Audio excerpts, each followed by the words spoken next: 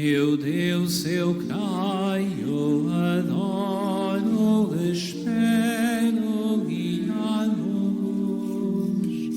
Peço-vos perdão para os que não creem, não adoram, não esperam e não vos amam. Meu Deus, eu creio, adoro, espero e amo-vos. Peço-vos perdão para os que não creem, não adoram, não esperam e não vos amam. Meu Deus, eu creio, adoro, espero e amo-vos. Peço-vos perdão para os que não creem, não adoram, não esperam e não vos amam.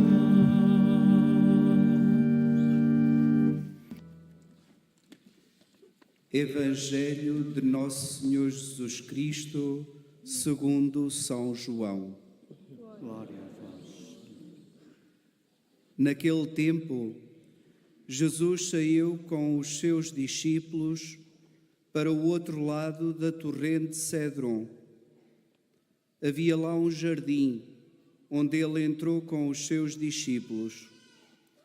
Judas, que o ia entregar, conhecia também o local, porque Jesus se reunira lá muitas vezes com os discípulos.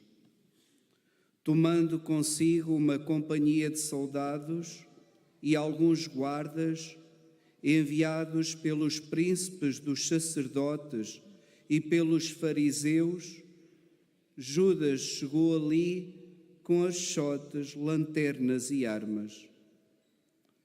Sabendo Jesus tudo o que lhe ia acontecer, adiantou-se e perguntou-lhes: A quem buscais?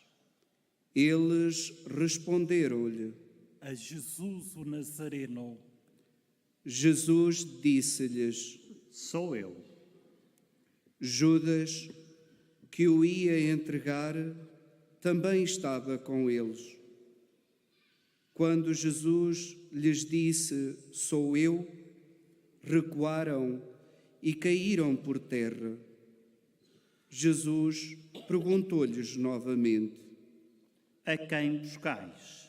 Eles responderam: A Jesus o Nazareno.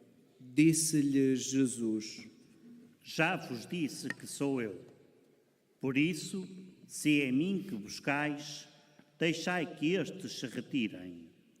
Assim se cumpriram as palavras que ele tinha dito: Daqueles que me destes, não perdi nenhum.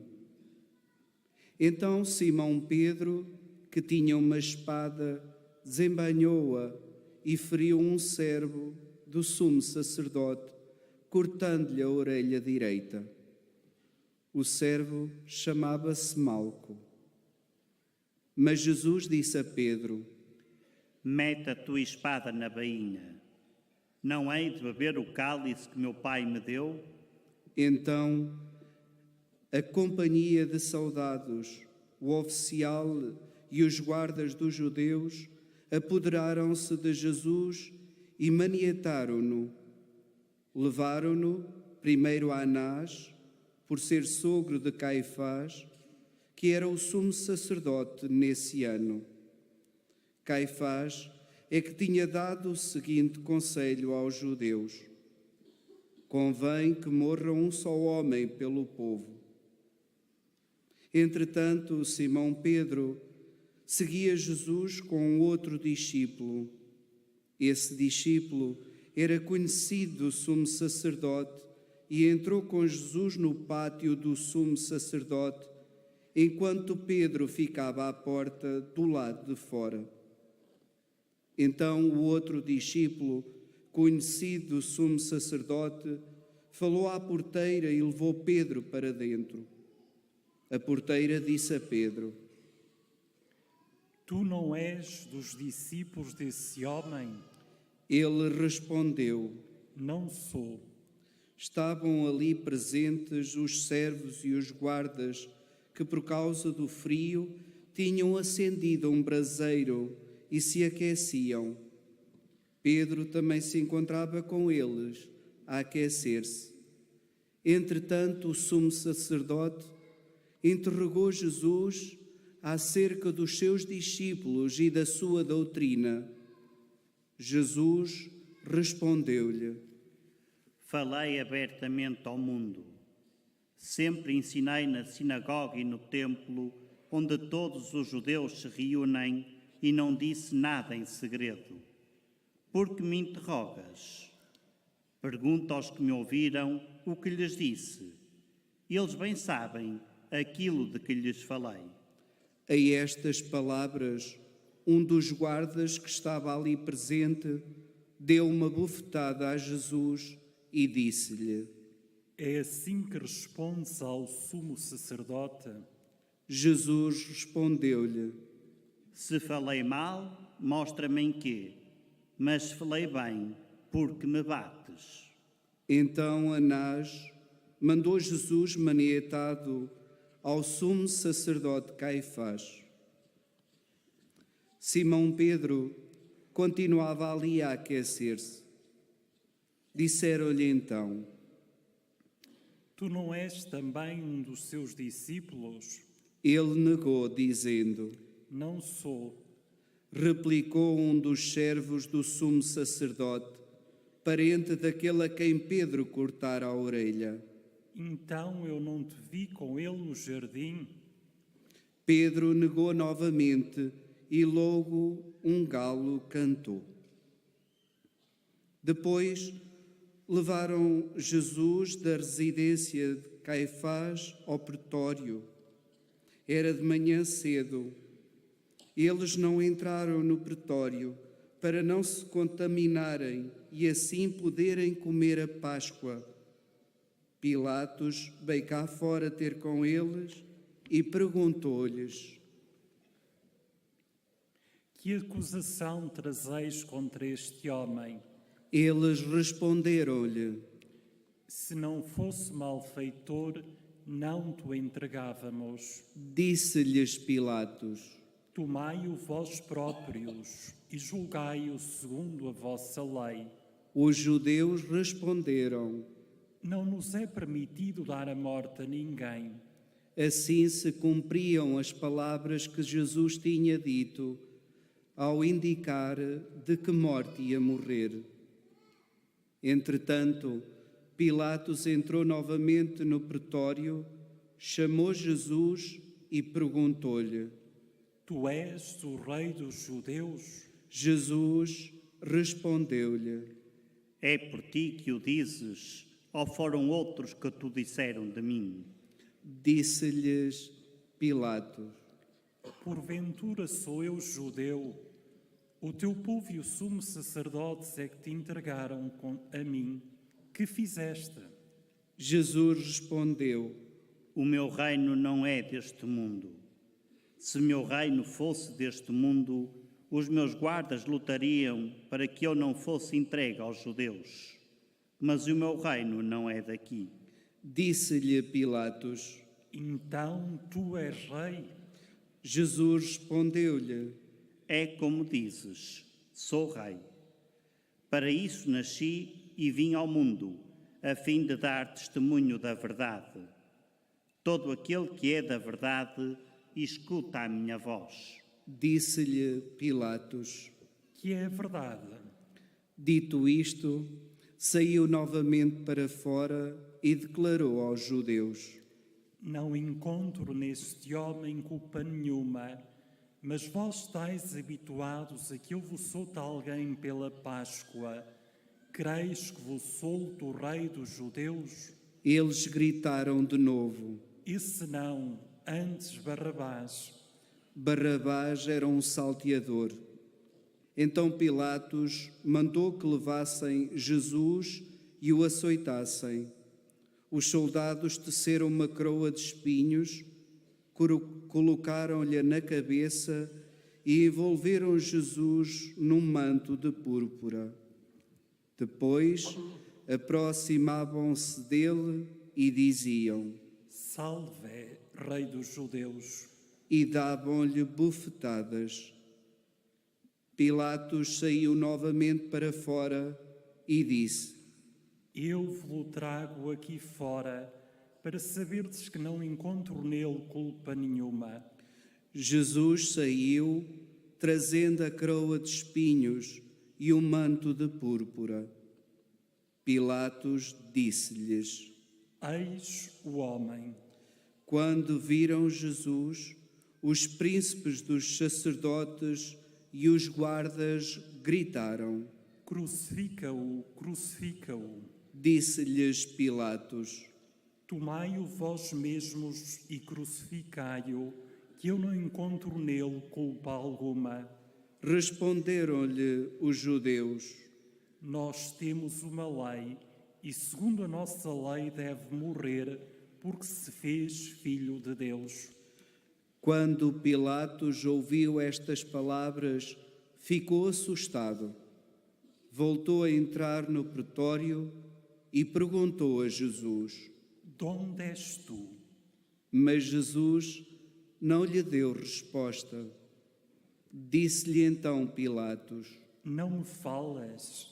Não sabes que tenho poder para te soltar e para te crucificar? Jesus respondeu-lhe: Nenhum poder terias sobre mim se não te fosse dado do alto. Por isso, quem me entregou a ti tem maior pecado. A partir de então, Pilatos procurava libertar Jesus. Mas os judeus gritavam: Se o libertares, não és amigo de César. Todo aquele que se faz rei é contra César. Ao ouvir estas palavras, Pilatos trouxe Jesus para fora e sentou-se no tribunal, no lugar chamado Lajedo, em hebraico, Gabatá. Era a preparação da Páscoa, por volta do meio-dia. Disse então aos judeus: Eis o vosso rei. Mas eles gritaram: À morte, crucifica-o. Disse-lhes Pilatos: Hei de crucificar o vosso rei? Replicaram-lhe os príncipes dos sacerdotes: Não temos outro rei senão César. Entregou-lhes então Jesus para ser crucificado, e eles apoderaram-se de Jesus. Levando a cruz, Jesus saiu para o chamado lugar do Calvário, que em hebraico se diz Gólgota. Ali o crucificaram e com ele mais dois, um de cada lado e Jesus no meio. Pilatos escreveu ainda um letreiro e colocou no alto da cruz. Nele estava escrito: Jesus, o Nazareno, Rei dos Judeus. Muitos judeus leram esse letreiro, porque o lugar onde Jesus tinha sido crucificado era perto da cidade. Estava escrito em hebraico, grego e latim. Diziam então a Pilatos os príncipes dos sacerdotes dos judeus: Não escreva Rei dos Judeus, mas que ele afirmou: Eu sou o Rei dos Judeus. Pilatos retorquiu: O que escrevi está escrito. Quando crucificaram Jesus, os soldados tomaram as suas vestes, das quais fizeram 4 lotes, um para cada soldado, e ficaram também com a túnica. A túnica não tinha costura, era tecida de alto a baixo, como um todo. Disseram uns aos outros. Não a rasguemos, mas lancemos sortes para ver de quem será. Assim se cumpria a Escritura: repartiram entre si as minhas vestes e deitaram sortes sobre a minha túnica. Foi o que fizeram os soldados. Estavam junto à cruz de Jesus sua mãe, a irmã de sua mãe, Maria, mulher de Cleofas, e Maria Madalena. Ao ver sua mãe e o discípulo predileto, Jesus disse a sua mãe: Mulher, eis o teu filho. Depois disse ao discípulo: Eis a tua mãe. E a partir daquela hora, o discípulo recebeu-a em sua casa. Depois, sabendo que tudo estava consumado e para que se cumprisse a Escritura, Jesus disse: Tenho sede. Estava ali um vaso cheio de vinagre. Prenderam a uma vara uma esponja embebida em vinagre e levaram-lhe à boca. Quando Jesus tomou o vinagre, exclamou: Tudo está consumado. E, inclinando a cabeça, expirou.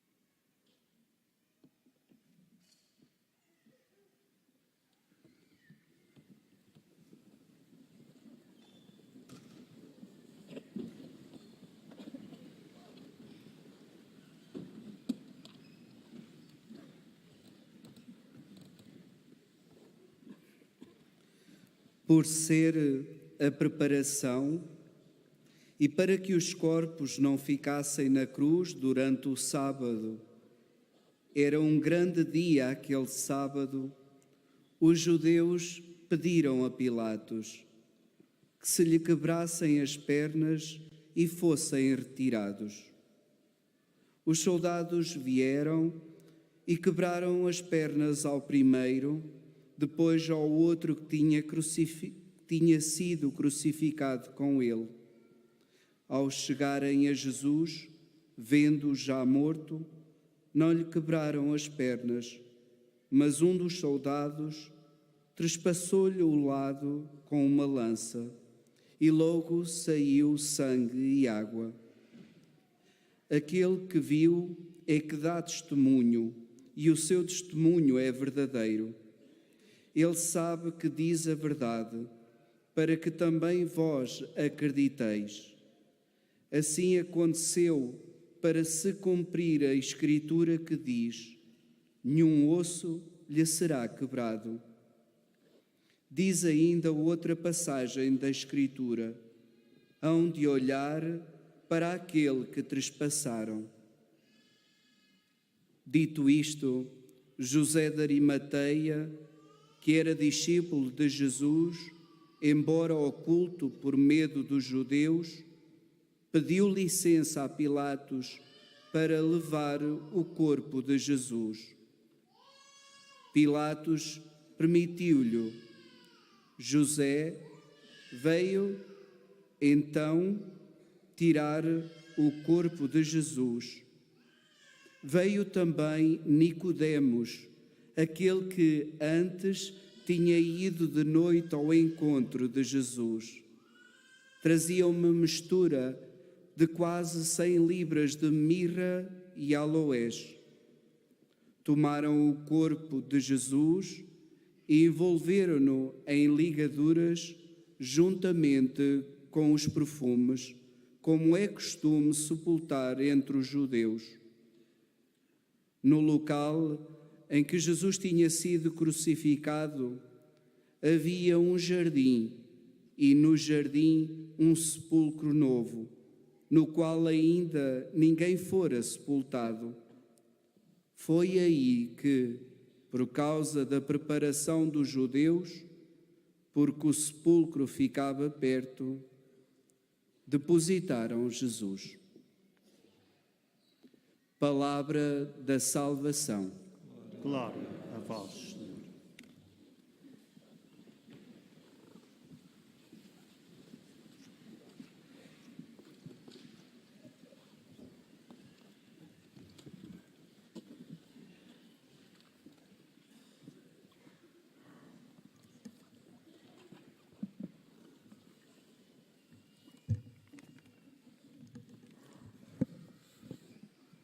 Caros irmãos e irmãs aqui presentes nesta Basílica da Santíssima Trindade, ou que acompanhais a transmissão desta celebração da paixão e morte do Senhor Jesus, hoje todas as atenções se voltam para a cruz do Senhor, como expressão máxima do amor de Deus por nós. Este é o dia que nos convida a contemplar a cruz do Senhor. A consciência do amor sem medida que brota da contemplação da cruz, mais do que à comoção, chama-nos à conversão. À conversão do coração, que se manifesta na conversão de atitudes, opções e comportamentos. A contemplação da cruz a que somos convidados faz-nos tomar consciência do quanto precisamos desta conversão, pois deixa a descoberto a forma imperfeita da nossa resposta a este imenso amor de Deus. Escutando o Evangelho da Paixão, vemo-nos tragicamente retratados nos vários intervenientes do processo que conduziu Jesus à morte. Podemos não nos rever no ódio dos inimigos que querem dar a morte ao Senhor, mas temos de reconhecer que há ocasiões em que nos podemos rever na indiferença dos soldados diante do sofrimento de Jesus. Há ocasiões em que nos revemos na traição de Judas, em que sentimos que a fuga e abandono por parte dos discípulos retrata também a nossa atitude. Há momentos em que contemplamos as negações de Pedro, apesar das promessas de fidelidade e perseverança, e damos-nos conta de que também falam de nós, que também retratam atitudes nossas. Há momentos em que nos revemos na cobardia de Pilatos ou na inconstância das multidões que ora aclamam Jesus, ora gritam que deve ser crucificado. A proclamação da paixão confronta-nos com todas estas atitudes que tantas vezes são as nossas, que tantas vezes nos retratam. Quem dera que a nossa atitude fosse a de Maria, que permaneceu junto à cruz do seu filho, ou a do discípulo predileto que acompanhou Maria. Mas muitas vezes não é isso que acontece nas nossas vidas. Por isso, o relato evangélico da paixão é também revelação incómoda da fragilidade e tantas vezes da mediocridade da nossa resposta a este amor de Deus por nós, que tem a sua máxima expressão na cruz.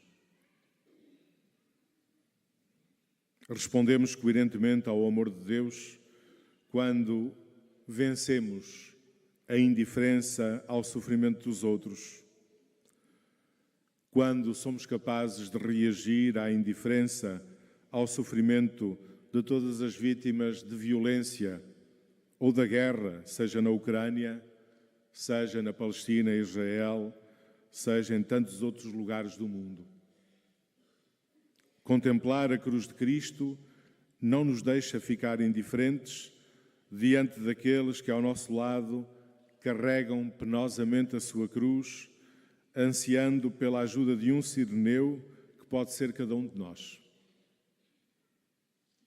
Contemplar a cruz compromete-nos. Compromete-nos no serviço dos outros e no alívio dos seus sofrimentos. Caros irmãos e irmãs, contemplemos a cruz de Cristo. Com uma atitude de adoração e gratidão, contemplemos o quanto o Senhor nos ama e o que Ele se dispõe a fazer por nós.